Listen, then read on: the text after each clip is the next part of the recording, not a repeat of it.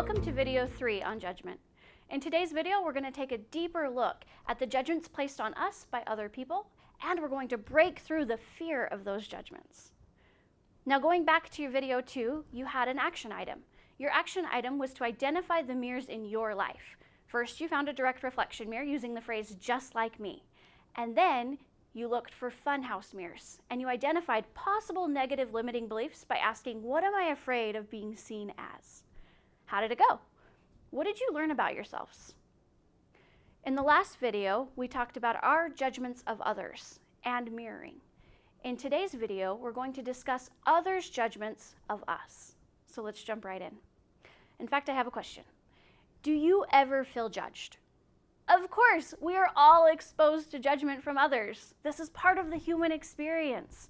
The question is, who is this judgment actually about? I'm here to tell you that 100% of the time, their judgment of you is about them.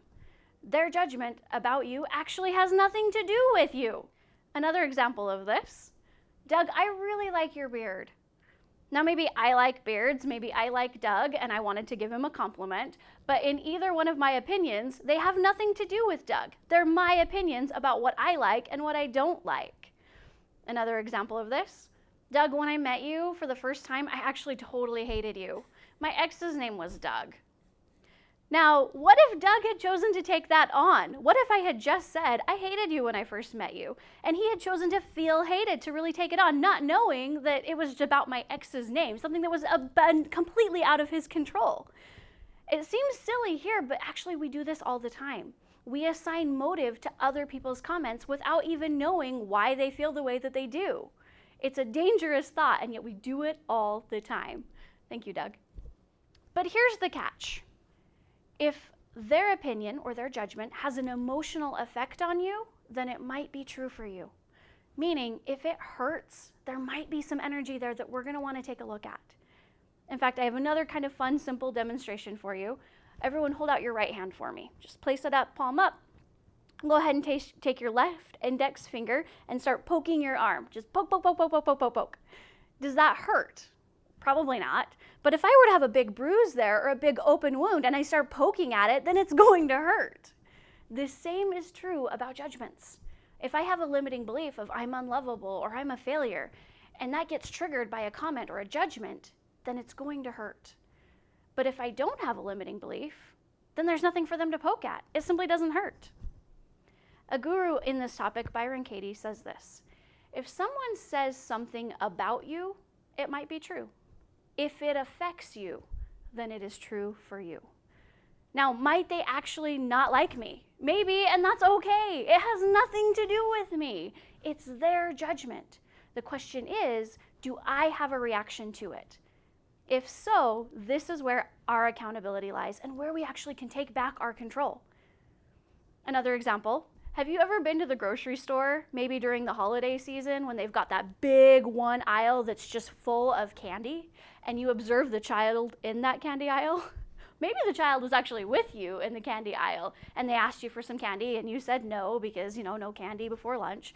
And the child, has a total meltdown and says, I hate you. Do you really take that personally? Do you really feel hated? Or do you just realize that they haven't had their nap for the day?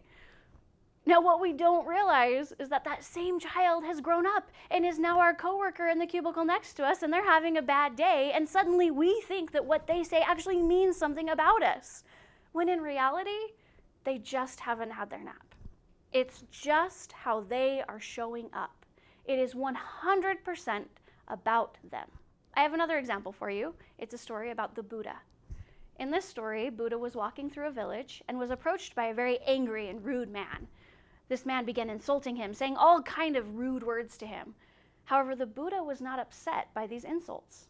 Instead, he asked the man, tell me, if you buy a gift for someone and that person does not take it, to whom does the gift belong? The man answered, well, it would belong to me because I bought the gift. The Buddha smiled and said, that is correct. It is the exact same with your anger. If you become angry with me and I do not feel insulted, then the anger falls back on you. You are the only one that becomes unhappy. All you have done is hurt yourself. In conclusion, Recognize that any judgment from someone else is just their own stuff, 100% of the time. It's just how their beliefs are showing up for them right now. And if you have any energy or emotion about their judgment, it's simply an indication that you might have a belief to look at. That's all.